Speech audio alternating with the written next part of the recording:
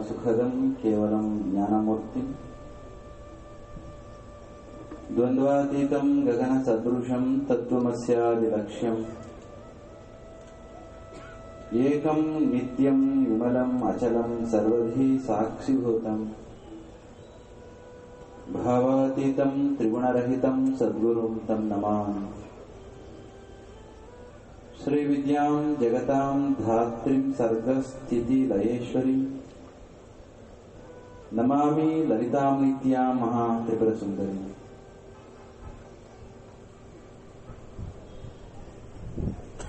ಕಲ್ಲೋಳಿಯ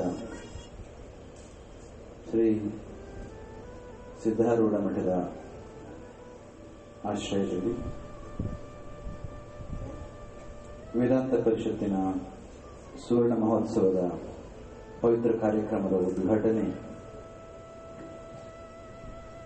ಸುಮುಹೂರ್ತದಲ್ಲಿ ಸಾಕಾರಗೊಂಡಿದೆ. ಇಂತಹ ಪರಮ ಪವಿತ್ರ ಕಾರ್ಯಕ್ರಮದಲ್ಲಿ ಸಿದ್ಧಾರೂಢ ಮಹಾಸ್ವಾಮಿಯವರ ದಿವ್ಯ ಚೇತನವನ್ನು ಸ್ಮರಿಸಿ ನಮ್ಮೆಲ್ಲರ ಆರಾಧ್ಯ ದೈವಗಳು ಪದ್ಮಭೂಷಣ ಜಗದ್ಗುರು ಡಾಕ್ಟರ್ ಶ್ರೀ ಬಾಲ ಗಂಗಾಧರನಾಥ್ ಮಹಾಸ್ವಾಮಿಯವರ ದಿವ್ಯ ಚೇತನಕ್ಕೆ ಮನಸ್ಸಾನಂದಿಸಿ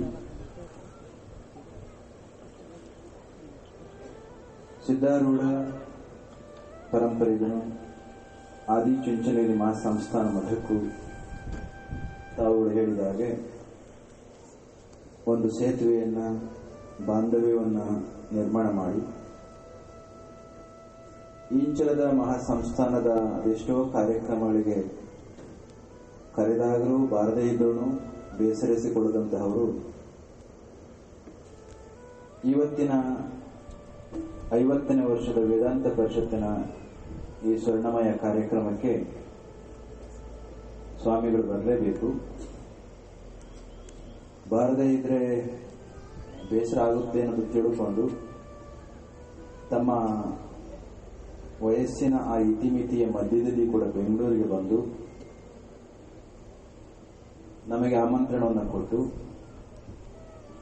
ಮತ್ತೆ ಎಲ್ಲಿ ಮಿಸ್ ಮಾಡ್ತಾರೋ ತಪ್ಪಿಸ್ಕೊಳ್ತಾರೋ ಅನ್ನೋ ಕಾರಣಕ್ಕೆ ನಿನ್ನೆಯಿಂದ ಫಾಲೋಅಪ್ ಮಾಡಿ 100 ಸಾಲ ಅವ್ರನ್ನ ಕಾಡಿ ಬೇಡಿದ್ರು ಕೂಡ ನೀವು ಅಲ್ಲೇ ಇರಿ ಇಂಚಲದಲ್ಲಿ ನಾನು ಬರ್ತೇನೆ ಅಂತ ಹೇಳಿದ್ರು ನಿನ್ನೆ ಮತ್ತೆ ಹುಬ್ಬಳ್ಳಿಗೆ ಬಂದು ಸ್ವಾಮಿಗಳನ್ನ ಕರ್ಕೊಂಡು ಇವತ್ತು ಇಲ್ಲಿಗೆ ಬಂದಿದ್ದಾರೆ ಅಂತಂದ್ರೆ ಪೂಜ್ಯ ಶ್ರೀ ಸದ್ಗುರು ಡಾಕ್ಟರ್ ಶಿವಾನಂದ ಭಾರತಿ ಮಹಾಸ್ವಾಮೀಜಿಯವರಿಗೆ ನಮ್ಮ ಈ ಊರಿನ ವೇದಾಂತ ಪರಿಷತ್ತಿನ ಬಗ್ಗೆ ಅದೆಷ್ಟು ಅಭಿಮಾನ ಇದೆ ಮತ್ತು ಶ್ರದ್ಧೆ ಇದೆ ಮತ್ತು ನಿಮಗಳ ಮೇಲೆ ಅದೆಷ್ಟು ಆದರ ಇದೆ, ಮಾತೃ ವಾತ್ಸಲ್ಯ ಇದೆ ಅಂತಕ್ಕಂಥದ್ದನ್ನು ತಿಳಿಸುತ್ತೆ.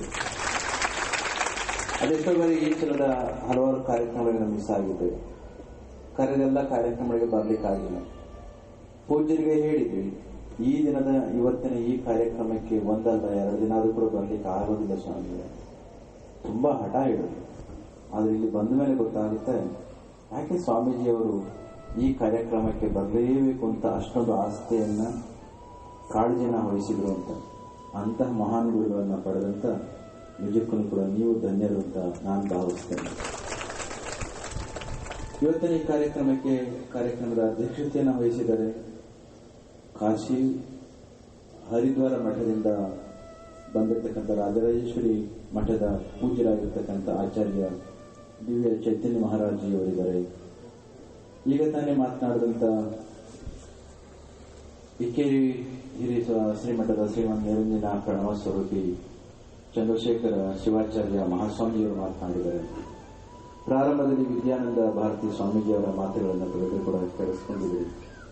ಚಿತ್ರದುರ್ಗದಿಂದ ಶಿವಲಿಂಗಾನಂದ ಮಹಾಸ್ವಾಮಿಯವರು ಬಂದಿದ್ದಾರೆ, ಸುಬ್ರಹ್ಮಣ್ಯ ಸ್ವಾಮಿಗಳಿದ್ದಾರೆ, ಜೊತೆಗೆ ನಮ್ಮ ಆದಿಚುಂಚನಗಿರಿ ಮಹಾಸಂಸ್ಥಾನ ಬೆಂಗಳೂರು ಶಾಖೆಯ ಸ್ವಾಮಿನಾಥ ಸ್ವಾಮಿಗಳಿದ್ದಾರೆ.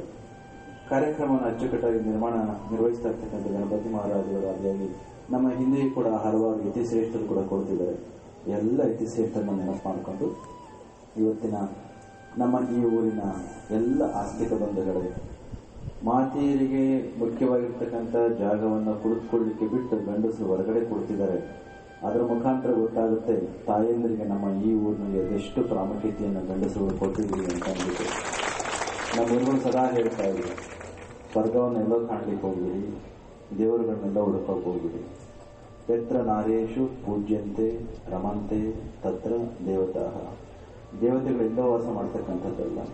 ಯಾವ ಮನೆಯಲ್ಲಿ ತಾಯಂದ್ರು ಪೂಜೆಗೆ ಅರ್ಹರಾಗಿರ್ತಾರೋ, ಸದಾ ನಗ್ತಾ ಇರ್ತಾರೋ, ಸದಾ ಕಾಲದಲ್ಲಿ ಕೂಡ ಸಂತೋಷವಾಗಿರ್ತಾರೋ ಅಲ್ಲಿ ದೇವರುಗಳೇ ವಾಸ ಮಾಡ್ತಾರಂತೆ. ಅದನ್ನ ತಿಳ್ಕೊಂಡು ಪೂಜ್ಯರು ಕೊಟ್ಟ ಸಂಸ್ಕಾರದ ಮೇರೆಗೆ ತಾಯಂದರಿಗೆ ಮುಖ್ಯವಾಗಿರ್ತಕ್ಕಂಥ ಜಾಗಗಳು, ಗಂಡಸರಿಗೆ ಎಲ್ಲಿರಬೇಕು ಅಲ್ಲಿ ಇದೆ. ಅಂತಹ ವಾತ್ಸಲ್ಯದ ಮೈಗಳಾಗಿರ್ತಕ್ಕಂಥ ನಿಮ್ಮೆಲ್ಲರೂ ಕೂಡ ನೆನಪು ಮಾಡಿಕೊಂಡು, ಸಮಯ ಬಹಳ ಆಗಿದೆ ಅಂತ ತಿಳಿದು ಗಂಟೆಗಟ್ಟಲೆ ನಿಮಗೆಲ್ಲರಿಗೂ ಕೂಡ ವೇದಾಂತದ ಮಾತುಗಳನ್ನ ಹೇಳಲಿಕ್ಕೆ ಶಕ್ತಿ ಉಳ್ಳಂತಹ ಹಲವಾರು ಎಲ್ಲ ಸಂತರು ಕೂಡ ಕೇವಲ 5-5 ನಿಮಿಷದಲ್ಲಿ ಸ್ವಾಮಿಗಳು 10 ನಿಮಿಷ ಮಾತನಾಡಲಿ ಅಂತ ಹೇಳಿ 5-5 ನಿಮಿಷ ಮಾತನಾಡಿ ನನಗೆ ಕೊಟ್ಟಿದ್ದಾರೆ. ಅವರೆಲ್ಲರಿಗೂ ಕೂಡ ಧನ್ಯವಾದಗಳನ್ನು ಮತ್ತೊಮ್ಮೆ ಹೇಳಿ, ಕವಿ ಕುವೆಂಪು ಒಂದು ಮಾತು ಹೇಳ್ತಾರೆ. ಕುವೆಂಪು ಕೇಳಿದಿರಲ್ಲ, ನಮ್ಮ ಕನ್ನಡ ಸಾಹಿತ್ಯ ಲೋಕಕ್ಕೆ ಮೊದಲ ಜ್ಞಾನಪೀಠ ಪ್ರಶಸ್ತಿಯನ್ನು ತಂದುಕೊಟ್ಟಂತ ಪುಣ್ಯಾತ್ಮ. ರಾಮಾಯಣ ದರ್ಶನಂ ನಮ್ಮ ದರಾ ಬೇಂದ್ರೆ ಅವರು ಹೇಳ್ತಾರೆ. ದತ್ತಾತ್ರೇಯ ರಾಮಚಂದ್ರ ಬೇಂದ್ರೆ ಅವರು ಕವಿ ಕುವೆಂಪು ಅವ್ರನ್ನ ಹೇಳಿದ್ದು, ಯುಗದ ಕವಿಗೆ, ಜಗದ ಕವಿಗೆ, ರಾಮಾಯಣ ದರ್ಶನದಲ್ಲೇ ಕೈ ಮುಗಿದ ಕವಿಗೆ ಮಣಿಯದವರಾರು ತಣಿಯದವರಾರು. ಅಂತ ಮಹಾನ್ ಮೇರು ವ್ಯಕ್ತಿತ್ವದ ಕವಿ ಕುವೆಂಪು. ಅಂಥವ್ರು ಗುರುವಿನ ಬಗೆಗೆ ಒಂದು ಮಾತನ್ನು ಹೇಳ್ತಾರೆ. ಅಗಣಿತ ತಾರ ಗಣಗಳ ನಡುವೆ ನಿನ್ನನೇ ನೆಚ್ಚಿಗೆ ನಾನು, ನನ್ನೀ ಜೀವನ ಸಮುದ್ರಯಾನಕ್ಕೆ ಚಿರ ಧ್ರುವತಾರಿಯನ್ನು. ಅರ್ಥ ಆಯ್ತಲ್ಲ? ಅಗಣಿತ ತಾರ, ಆಕಾಶವನ್ನು ನೀವು ವೀಕ್ಷಣೆ ಮಾಡ್ತಾ ಇದ್ದ ರಾತ್ರಿ ಹೊತ್ತು ಎಣೆಯಿಲ್ಲದಷ್ಟು, ಗಣನೆಗೆ ನಿಲುಕದಷ್ಟು ನಕ್ಷತ್ರಗಳು ಕಾಣಿಸ್ತವೆ, ಉಲ್ಕೆಗಳು ಕಾಣಿಸ್ತವೆ. ಆದರೆ ಎಲ್ಲದರ ಮಧ್ಯದಲ್ಲಿ ಯಾವ ಸಂದರ್ಭಕ್ಕೂ ಕೂಡ ಸ್ಥಾನ ಬದಲಿಸದೆ ಭೂಮಿಗೆ ಸಾಪೇಕ್ಷವಾಗಿ ಇರತಕ್ಕಂತಹದ್ದು ಒಂದು ಗ್ರಹ ಯಾವುದು ಗೊತ್ತಾ? ನಕ್ಷತ್ರ. ಅದು ಧ್ರುವ ನಕ್ಷತ್ರ. ಧ್ರುವ ನಕ್ಷತ್ರ ಎಲ್ಲಿದೆ ಅಂತ ನೀವೇನ ಕಂಡುಹಿಡಬೇಕು ಅಂತಂದ್ರೆ, ದೇವಮೂಲಿಯಲ್ಲಿ ಸಪ್ತರ್ಷಿ ಮಂಡಲ ಅಂತ ಇದೆ, ಕಾನ್ಸ್ಟಲೇಷನ್ ಇದೆ. ಸಪ್ತರ್ಷಿ ಮಂಡಲದ ಕೊನೆಯ 2 ನಕ್ಷತ್ರಗಳನ್ನ ನೀವು ಜೋಡಿಸಿ ಸರಳ ರೇಖೆಯನ್ನು ಎಳೆದದ್ದೇ ಆದ್ರೆ ಸರಿಯಾಗಿ ಉತ್ತರದಲ್ಲಿ ಹೋಗಿ ಧ್ರುವ ನಕ್ಷತ್ರವನ್ನು ನೀವು ಕಂಡುಕೊಳ್ಳಿಕ್ಕೆ ಸಾಧ್ಯ ಇದೆ. ಅದು ಧ್ರುವ ನಕ್ಷತ್ರ ಕಾನ್ಸ್ಟಲೇಷನ್ ನೀವು ಪ್ರೊಜೆಕ್ಟ್ ಮಾಡಿ. ನಮ್ಗೆ ಭೂಮಿಗೆ ಸಾಪೇಕ್ಷವಾಗಿ ಎಲ್ಲ ಗ್ರಹಗಳು, ಎಲ್ಲ ನಕ್ಷತ್ರಗಳು ಬದಲಾಗ್ತಾ ಹೋಗ್ತವೆ. ಆದ್ರೆ ಒಂದೇ ಒಂದು ನಕ್ಷತ್ರ ಮಾತ್ರ ಬದಲಾಗುತ್ತೆ ನಮ್ಗೆ ಸಾಪೇಕ್ಷವಾಗಿ. ಯಾವುದು ಗೊತ್ತಾದ್ರು? ಧ್ರುವ ನಕ್ಷತ್ರ. ಇದನ್ನ ತಿಳ್ಕೊಂಡು ಕುವೆಂಪು ಹೇಳಿದ್ರು, ಅಗಣಿತ ತಾರ ಗಣಗಳ ನಡುವೆ ನಿನ್ನನೇ ನೆಚ್ಚಿಗೆ ನಾನು, ನನ್ನೀ ಜೀವನ ಸಮುದ್ರಯಾನಕ್ಕೆ ಚಿರ ಧ್ರುವತಾರಿಯು ನೀನು. ಜಗತ್ತಿನಲ್ಲಿ ಬರುವ ಎಲ್ಲ ಸಂಬಂಧಗಳು ಮಸಳಿ ಹೋಗ್ತವೆ, ಇದ್ದು ಇಲ್ಲದಾಗಿ ಹೋಗ್ತವೆ. ಎತ್ತ ತಾಯಿಯಾಗಿ ನಾವು ತೋರಿಸುವ ಪ್ರೀತಿ ಮತ್ತು ನಮ್ಮ ನಡವಳಿಕೆಗಳ ಮುಖಾಂತರ ತಾಯಿನೂ ಕೂಡ ಬದಲಾಗುತ್ತದೆ. ದುರ್ಯೋಧನನ ಹೆತ್ತ ತಾಯಿ ಯಾರು? ಗಾಂಧಾರಿ. ಯುದ್ಧಕ್ಕೆ ಹೋಗುವ ಸಂದರ್ಭ ಬಂದಾಗ ತಾಯಿಯಾದಂತಹವಳ ಆಶೀರ್ವಾದವನ್ನು ತೆಗೆದುಕೊಳ್ಳಿಕ್ಕೆ ಬಂದಾಗ ಯಾರು? ದುರ್ಯೋಧನ. ತಾಯಿ ಏನ್ ಹೇಳಿದ್ದು? ಪಾಂಡವರ ಮೇಲೆ ಗೆದ್ದು ಬಾ, ನಿನಗೆ ವಿಜಯ ಸಿಗಲಿ ಅಂತ ಹೇಳಿಲ್ಲ. ಎಲ್ಲಿ ಧರ್ಮ ಇದೆಯೋ ಅಲ್ಲಿ ವಿಜಯ ಸಿಗಲಿ, ಹೋಗು ಮಗು ಅಂತ ಹೇಳಿ ಕಳಿಸ್ಕೊಡ್ತಾರೆ. ಅಮ್ಮನಿಗೆ ಗೊತ್ತಿತ್ತು ಮಗನ ಹತ್ರ ಧರ್ಮ ಇಲ್ಲ ಅಂತ. ಧರ್ಮ ಇಲ್ಲದ ಮಗನಿಗೆ ವಿಜಯ ಸಿಗಲಿ ಅಂತ ತಾಯಿ ಅರಸೋದಾಗಿತ್ತು, ಆಕೆಗೆ ಪಾತಿರುತ್ಯದ ಶಕ್ತಿ ಇತ್ತು. ಆದ್ರೆ ತಾಯಿ ಕೂಡ ಏನ್ ಮಾಡಿದ್ದು? ಮಗನಲ್ಲಿ ಧರ್ಮ ಇಲ್ಲದೆಡೆ ಜಯ ಇಲ್ಲ ಅಂತ ಗೊತ್ತಿತ್ತು. ಹಾಗಾಗಿ ಧರ್ಮ ಎಲ್ಲಿ ಇರೋದಿಲ್ವೋ ಅಲ್ಲಿ ಸತ್ಯ ನೆಲೆ ನಿಲ್ಲೋದಿಲ್ಲ, ಸತ್ಯ ಇಲ್ಲದ ಕಡೆಗೆ ಜಯ ಸಿಗುವಾಗ ಲೋಕದ ದೃಷ್ಟಿಯಿಂದ ಅಂತ ಹೇಳಿ ತಾಯಿ ಕೂಡ ಬದಲಾದ್ದು. ಏನಂತ? ಜಯ ಇರೋ ಕಡೆಗೆ, ಧರ್ಮ ಇರೋ ಕಡೆ ಜಯ ಸಿಗಲಿ ಅಂತ. ಆದ್ರೆ ಗುರುವಾಗಿರ್ತಕ್ಕಂಥವನು ಯಾವ ಕಾರಣಕ್ಕೂ ಕೂಡ ಬದಲಾಗೋದಿಲ್ಲ. ಶಿಷ್ಯ ದಾರಿ ತಪ್ಪಿದ್ರೂ ಕೂಡ ಧ್ರುವ ನಕ್ಷತ್ರ ಯಾವ ರೀತಿ ಬದಲಾಗೋದಿಲ್ವೋ, ಶಿಷ್ಯನ ದೃಷ್ಟಿಯಲ್ಲಿ ಗುರು ಸದಾ ಧ್ರುವತಾರೆಯ ರೀತಿಯಲ್ಲಿ ನಿಂತು ಶಿಷ್ಯನನ್ನ ಕೈ ಹಿಡಿದು ಕಾಪಿಡ್ತಾನೆ. ಅಂತಹ ಗುರುಗಳಾಗಿರ್ತಕ್ಕಂಥ ಸಿದ್ಧಾರೂಢ ಮಹಾಸ್ವಾಮಿಗಳಿರ್ಬೋದು, ನಮ್ಮ ಮುಂದೆ ಇರ್ತಕ್ಕಂಥ ಇಂಚಲದ ಮಹಾ ಸದ್ಗುರುಗಳಿರ್ಬೋದು, ಇಂತಹ ಗುರುವಿನ ಪದತಲದಲ್ಲಿ ನಾವು ನಂಬಿದ ಗುರುಗಳ ಸಾನ್ನಿಧ್ಯದಲ್ಲಿ ಅವರ ಮಾರ್ಗದರ್ಶನದಲ್ಲಿ ಮುಂದೆ ಹೋದದ್ದೇ ಆದ್ರೆ ನಮ್ಮ ಬದುಕಿಗೆ ಒಂದಿಷ್ಟು ಶಕ್ತಿ ಸಿಗುತ್ತೆ. ತಂದೆಗೂ ಗುರುವಿಗೂ ಒಂದು ಅಂತರ ಉಂಟು. ತಂದೆ ತಾಯಿಗಳು ದೇಹ ಕೊಡ್ತಾರೆ, ಆದರೆ ಗುರುಗಳು ತಂದೆಗೂ ಗುರುವಿಗೂ ಒಂದು ಅಂತರ ಉಂಟು. ತಂದೆ ತೋರುವನು ಸದ್ಗುರು ಬಂಧನವ ಕಳೆವ ಗುರುರಾಯ. ನಮ್ಮ ಅಜ್ಞಾನದ ಬಂಧನವನ್ನು ಕಳೆದು ದಾರಿಯನ್ನು ತೋರಿಸ್ತಕ್ಕಂಥವ್ರು, ಮುಕ್ತಿನ ತೋರಿಸ್ತಕ್ಕಂಥವ್ರು ಯಾರು? ಗುರುಗಳು. ನಮ್ಮ ಬದುಕು ಯಾಕಾಗಿ ಅಂತಂದ್ರೆ ಮುಕ್ತಿಗಾಗಿ ಅಂತ ನಾವು ಹೇಳ್ತೇವೆ. ಮುಕ್ತಿ ಯಾವುದರಿಂದ ಬರುತ್ತೆ ಅಂದ್ರೆ ಜ್ಞಾನದಿಂದ ಬರುತ್ತೆ ಅಂತ ಶಾಸ್ತ್ರ ಹೇಳುತ್ತೆ. ಜ್ಞಾನ ಯಾರಿಂದ ಬರುತ್ತೆ? ಗುರುವಿಂದ ಬರುತ್ತೆ. ಗುರುವಿನ ಜ್ಞಾನನಹಿ ಜ್ಞಾನವಿನ ಮುಕ್ತಿ ಕೈಸಿ. ಗುರುವಿಲ್ಲದೆ ಜ್ಞಾನ ಇಲ್ಲ, ಜ್ಞಾನ ಇಲ್ಲ ಅಂತಂದ್ರೆ ಮುಕ್ತಿ ಹೇಗೆ ಬರುತ್ತೆ? ಅದಕ್ಕಾಗಿ ಗುರು ಸದಾ ಕಾಲದಲ್ಲಿ ಕೂಡ ನಮ್ಮನ್ನ ಕೈ ಹಿಡಿದು ನಡೆಸ್ತಕ್ಕಂಥ ಅಂತಹ ಗುರುವನ್ನ ನಂಬಿದ್ದೆ ಆದ್ರೆ ಪುನರಪಿ ಜನನಂ ಪುನರಪಿ ಮರಣಂ ಪುನರಪಿ ಜನನಿ ಜಠರೇ ಶಯನಂ ಇಹ ಸಂಸಾರೇ ಬಹುದುಸ್ತಾರೆ ಕೃಪಯಾ ಪಾರೆ ಪಾಹಿಮರಾಯ. ಮತ್ತೆ ಹುಟ್ಟು, ಮತ್ತೆ ಸಾವು, ಮತ್ತೆ ಜನನಿಯ ಮುಖಾಂತರ ಮತ್ತೆ ನಮಗೆ ಜನನ. ಈ ಕಾರಣಕ್ಕೆ ಇದರಿಂದ ಮುಕ್ತಿಯನ್ನು ಹೊಂದಬೇಕು ಅಂತಂದ್ರೆ ಗುರುವಿನ ಮಾರ್ಗದರ್ಶನ ಬೇಕು. ಗುರು ನಮಗೆ ಜ್ಞಾನವನ್ನು ಕೊಡ್ತಾನೆ. ಆ ಪಡೆದ ಜ್ಞಾನದಿಂದ ನಾವು ನಮ್ಮ ಮುಕ್ತಿಯನ್ನು ಪಡ್ಕೊಳ್ಳಿಕ್ಕೆ ಸಾಧ್ಯ. ಆಮೇಲೆ ಇಲ್ಲಿ ಒಂದು ಟೈಟಲ್ನ ಕೊಟ್ಟಿದ್ದಾರೆ ನೋಡಿ. ಏನ್ ಟೈಟಲ್ ಅದು? ಯೋಗಿಯನ್ನು ಒಲಿಸಿದೊಡೆ ಇಹ ಪರ ಸಿದ್ಧಿ. ಬರೀ ಪರಸಿದ್ಧಿ ಅಂತ ಹೇಳಿಲ್ಲ, ಭೂಮಿಯಲ್ಲಿ ಕೂಡ ನಾವೇನಾದ್ರೂ ಬಯಸಿದ್ದೆ ಆದ್ರೆ ಅದನ್ನು ಕೂಡ ಕೊಡ್ತಾನೆ ಗುರು. ಆದ್ರೆ ಶಿಷ್ಯನಿಗೆ ಗೊತ್ತಾಗಬೇಕು. ವೆನ್ ಶಿಷ್ಯ is ready, disciple is ready, ಗುರುವಿನ ಅಭ್ಯರ್ ಅಂತ ಒಂದು ಮಾತಿದೆ. ಗುರುವಿನ ಅಭ್ಯರ್ ಏನಾಗಂದ್ರೆ ಒಬ್ಬ ಕಟ್ಟಿಗೆಯನ್ನ ಮಾರ್ತಕ್ಕಂಥವನು. ನೀವು ಕೇಳಿದ್ರಿ ಕಥೆಯನ್ನ. ನಮ್ಮ ಸಹಜಾನಂದ ಪೂಜ್ಯ ಸ್ವಾಮೀಜಿಗಳು ಹೊರಡಲ್ಲ. ಸಹಜಾನಂದ ಸ್ವಾಮಿಗಳು ಸದಾ ಅದನ್ನ ಕಥೆ ನಮ್ಗೆ ಹೇಳ್ತಾ ಇರ್ತಾರೆ. ನೀವು ಕೂಡ ಕೇಳಿದ್ರಿ. ಕಟ್ಟಿಗೆ ಮಾರಿ ಸಂಸಾರವನ್ನು ಸಾಗಿಸ್ತಾ ಇದ್ದ. ಕಾಡಿನ ಗುರು ಇದ್ದ. ನಿತ್ಯ ಬಂದು ಸೌದೆಯನ್ನ ಆಯ್ದು ಮಾರುಕಟ್ಟೆಗೆ ಹೋಗಿ ಮಾರಿ ಜೀವನವನ್ನು ಮಾಡಿ ಸಂಸಾರವನ್ನು ನಡೆಸ್ತಾ ಇದ್ದಂತ ಶಿಷ್ಯನ ನೋಡಿ ಸದಾ ಮರದ ಕೆಳಗಡೆ ಕುಳಿತುಕೊಳ್ತಾ ಇದ್ದಂತ ಗುರುಗಳು ಹೇಳಿದ್ರು, ನಿತ್ಯ ಬರ್ತೀಯ, ನಮಸ್ಕಾರ ಮಾಡ್ತೀಯ, ಕಟ್ಟಿಗೆ ಮಾಡ್ತೀಯ, ಸಂಸಾರ ಮಾಡ್ತಾ ಇದ್ದ ಸಂತೋಷ, ನಾನು ಸ್ವಲ್ಪ ಮುಂದಕ್ಕೆ ಹೋಗ್ಬಾರ್ದೆ, ಏನ್ ಸಿಗುತ್ತೆ ಹೋಗಿ ನೋಡು ಅಂತ ಹೇಳಿದೆ. ಸರಿ, ಮುಂದೆ ಹೋದ. ಇಷ್ಟು ದಿನ ಕಟ್ಟಿಗೆ ಮರ ಸಿಕ್ಕಿತ್ತು, ದಿನ ಮಾಡಬೇಕಾಗಿತ್ತು ಸಂಸಾರ ಮಾಡಲಿಕ್ಕೆ. ಮುಂದಕ್ಕೆ ಹೋದ್ರೆ ಅಲ್ಲೊಂದು ಐರನ್ ಓರ್ ಸಿಕ್ತಂತೆ, ಅಂದ್ರೆ ಕಬ್ಬಿಣದ ಓರು. ಕಬ್ಬಿಣದ ಓರನ್ನ ಮಾರಿದ್ರೆ ಅವನಿಗೆ ವಾರಕ್ಕೆ ಬೇಕಾಗಿರುವಷ್ಟು ಸಂಸಾರಕ್ಕೆ ಖರ್ಚಾಗ್ತಿತ್ತು. ಈಗ ನಿತ್ಯ ಬರ್ತಾ ಇದ್ದ ಅವನಿಗೆ ಗುರುವಿನ ಕೃಪೆಯಿಂದ ಏನ್ ಸಿಕ್ತು? ಐರನ್ ಕಬ್ಬಿಣದ ಓರು ಸಿಕ್ತು. ದಿನ ಬರೋ ಅವಶ್ಯಕತೆ ಇಲ್ಲ, ವಾರಕ್ಕೊಂದ್ಸಲ ಬಂದ್ರೆ ಸಾಕು. ಮತ್ತೆ ವಾರಕ್ಕೊಂದ್ಸಲ ಬರೋದು, ಗುರುವನ್ನ ನಮಸ್ಕಾರ ಮಾಡೋದು, ಮತ್ತೆ ಅದನ್ನು ತೆಗೆದುಕೊಂಡೋಗಿ ಮಾಡೋದು, ಇದೇ ನಡೆಯಿತು. ಮತ್ತೊಂದು ಬಾರಿ ಗುರುಗಳು ಹೇಳಿದ್ರು, ಇಷ್ಟು ದಿನ ಬಂದೆ, ಸ್ವಲ್ಪ ಮುಂದಕ್ಕೆ ಹೋದೆ, ಇನ್ನೊಂದು ಸ್ವಲ್ಪ ಮುಂದಕ್ಕೆ ಹೋಗಬಾರ್ದೆ ಅಂತ ಗುರುಗಳು ಹೇಳಿದ್ರು. ಏನೋ ಮೊದಲು ಬಾರಿ ಹೇಳಿದ್ರೆ ಏನೋ ಸಿಕ್ತು, ಈಗ ಹೋಗುವಂತ ಇನ್ನೇನೋ ಸಿಗ್ಬೋದು ಅಂತ ಹೇಳಿ ಇನ್ನೊಂದು ಸ್ವಲ್ಪ ಮುಂದಕ್ಕೆ ಹೋದ. ಅಲ್ಲಿ ಸಿಲ್ವರ್ ಓರ್ ಸಿಕ್ತು. ಕಬ್ಬಿಣಕ್ಕಿಂತ ಬೆಳ್ಳಿ ಶ್ರೇಷ್ಠ ಅಲ್ಲ, ದುಡ್ಡು ಜಾಸ್ತಿ ಅದು. ಅಲ್ಲಿಗೆ ಹೋದ್ರೆ ಸಿಲ್ವರ್ ಸಿಕ್ತು. ಈಗ ವಾರಕ್ಕೆ ಬರೋದು ತಪ್ಪು, ತಿಂಗಳಿಗೆ ಒಂದು ಸಲ ಬರ್ಲಿಕ್ಕೆ ಸ್ಟಾರ್ಟ್ ಮಾಡಿದ. ಬಂದ ಸಂದರ್ಭದಲ್ಲಿ ಮತ್ತೆ ಗುರುವನ್ನ ನಮಸ್ಕಾರ ಮಾಡೋದು. ಹಲ ತಿಂಗಳುಗಳು ಕಳೆದ್ಮೇಲೆ ಗುರುಗಳು ಹೇಳಿದ್ರು, ಇನ್ನೊಂದು ಸ್ವಲ್ಪ ಮುಂದಕ್ಕೆ ಹೋಗಬಾರ್ದೆ, ಎಷ್ಟು ಈ ಕೋಪ ಹಾಗೆ ಅಂತ ಹೇಳಿದ. ಮತ್ತೇನ್ ಸಿಗುತ್ತೆ? ಹೋಗಿ ನೋಡು, ಚಿನ್ನ ಸಿಕ್ಬಿಡ್ತಾನೆ. ಈಗ ದಿನ ಬರೋ ಅವಶ್ಯಕತೆ ಆಗಿಲ್ಲ, ವಾರಕ್ಕೆ ಬರೋ ಅವಶ್ಯಕತೆ ಇಲ್ಲ, ತಿಂಗಳಿಗೆ ಬರೋ ಅವಶ್ಯಕತೆ ಇಲ್ಲ. 6 ತಿಂಗಳಿಗೆ ಒಂದ್ಸಲ ಬಂದ್ರೆ ಸಾಕು. ಚಿನ್ನದ ಓರ್ನ ತೆಗೆದುಕೊಂಡು ಮಾರಿದ್ರೆ ಸಂಸಾರ ನಡೆಸಲಿಕ್ಕೆ 6 ತಿಂಗಳಿಗೆ ಬೇಕಾಗಿರುವಷ್ಟು ಹಣ ಸಿಕ್ತಿತ್ತು. 6 ತಿಂಗಳ ಮೇಲೆ ಬರ್ತಾ ಇದ್ದ. ಈಗ ವರ್ಷಗಳು ಹೊರಡಿದ ಮೇಲೆ ಮತ್ತೆ ಗುರುಗಳು ಶಿಷ್ಯನಿಗೆ ಹೇಳಿದ್ರು, ಇನ್ನೊಂದ್ ಸ್ವಲ್ಪ ಮುಂದಕ್ಕೆ ಹೋಗುತ್ತೆ, ಇನ್ನೇನ್ ಸಿಗ್ಬೇಕಾದ್ರೆ ಸಿಕ್ಕಿದೆ, ಚಿನ್ನಕ್ಕಿಂತ ಇನ್ನೇನ್ ಬೇಕು, ಸಿಗ್ಬೇಕಾದ್ರೆ ಸಿಕ್ಕಿದೆ, ಮತ್ತೇನ್ ಸಿಗ್ಬಹುದು, ಹೋಗಿ ನೋಡು ಅಂತ ಹೇಳಿ. ಆವಾಗ ಶಿಷ್ಯ ಗುರುಗಳಿಗೆ ಕೇಳಿದ, ಏನ್ ಸಿಗ್ಬೋದು ಗುರುಗಳೇ ಅಂತ. ಅಲ್ಲಿ ವಜ್ರದ ಗಣಿ ಇದೆ, ಹೋಗು ಅಂತ ಶಿಷ್ಯ ಗುರುಗಳಿಗೆ ಹೇಳಿದ. ಬಹುಶಃ ವಜ್ರದ ಗಣಿ ಸಿಕ್ಕಿದ್ರೆ ಬರುವ ಹಣ ನನ್ನ ಜೀವನ ಪೂರ್ತಿ ನನ್ನ ಬದುಕಿಗೆ ಸಂಸಾರಕ್ಕೆ ಸಾಕಾಗುತ್ತೆ. ಒಂದು ಸಲ ವಜ್ರದ ಗಣಿಯನ್ನು ಹೊತ್ತು ನನ್ನ ಮನೆಗೆ ಓದೋದಾದ್ರೆ ಕಾಡಿಗೆ ಬರೋ ಅವಶ್ಯಕತೆ ಇಲ್ಲ. ಆದ್ರೆ ಕೇಳಬೇಕಾಗಿರ್ತಕ್ಕಂಥ ಪ್ರಶ್ನೆ ಹಾಗೇ ಉಳಿದೋಗುತ್ತೆ. ನನಗೆ ಸೌದೆ ಮಾಡಿ ಜೀವನ ಮಾಡ್ತಾ ಇದ್ದಂತ ನನಗೆ ಕಬ್ಬಿಣವನ್ನ ಕೊಟ್ರಿ, ಸಿಲ್ವರ್ನ ಕೊಟ್ರಿ, ಬೆಳ್ಳಿ ಕೊಟ್ರಿ, ಚಿನ್ನ ಕೊಟ್ರಿ, ಈಗ ಮತ್ತೆ ವಜ್ರ ಕೊಡ್ಲಿಕ್ಕೆ ರೆಡಿ ಇದ್ದೀರಿ.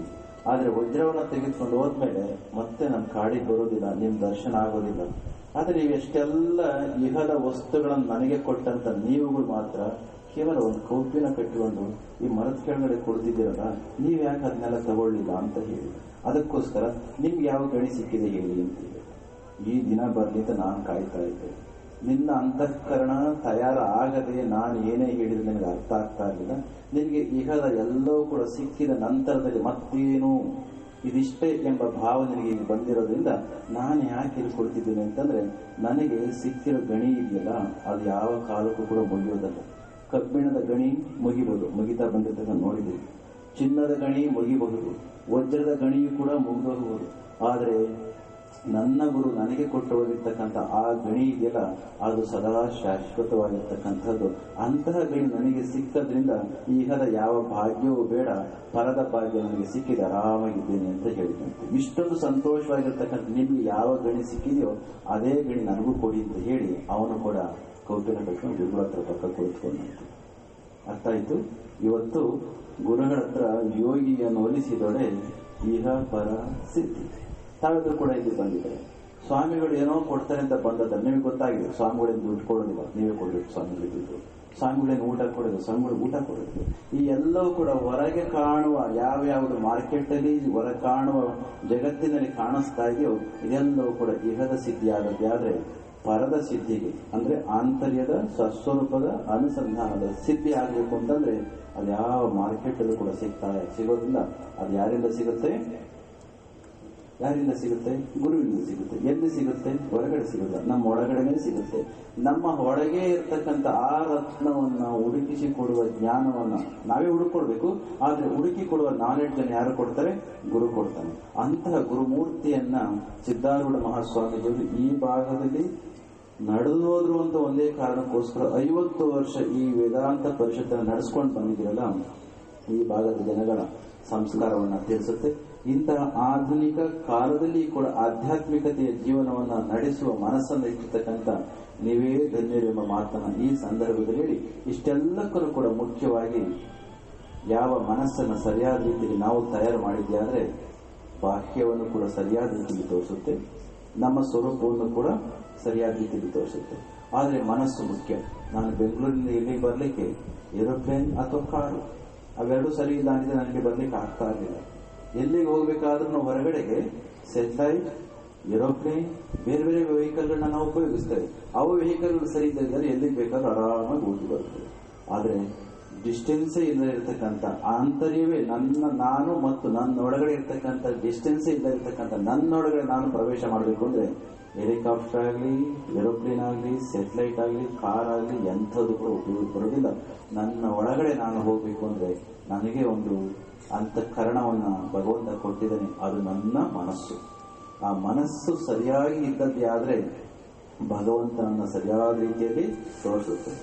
ಆ ಮನಸ್ಸು ಏನಾದ್ರೂ ಕೆಡ್ತು ಅಂತಂದ್ರೆ ನನ್ನನ್ನು ತೋರಿಸೋದಿಲ್ಲ, ಸರಿಯಾಗಿ ಜಗತ್ತನ್ನು ಕೂಡ ತೋರಿಸೋದಿಲ್ಲ. If you cleanse the door of your perception, world will be seen as it is ಅಂತ ಒಬ್ಬ ಪಾಶ್ಚಾತ್ಯ ತತ್ವಶಾಸ್ತ್ರಜ್ಞ ಹೇಳಿದ. ಏನ್ ಹೇಳಿದಾನು? If you cleanse the door of your perception, world will be seen as it is. ಆದ್ರೆ ನಮ್ಮ ಅಂತಃಕರಣ ಗಲೀಜಾಗೋಗ್ಬಿಟ್ಟಿದೆ. ಒಂದು ಸ್ಫಟಿಕದ ಮಣಿಯನ್ನ ಪಕ್ಕಕ್ಕೆ ಇಟ್ಟದ್ದೇ ಆದ್ರೆ ಸ್ಫಟಿಕದ ಮಣಿ ಹೇಗಿರ್ತದೆ? ಶುದ್ಧವಾಗಿರ್ತದೆ, ಗಲೀಜಿರೋದಿಲ್ಲ.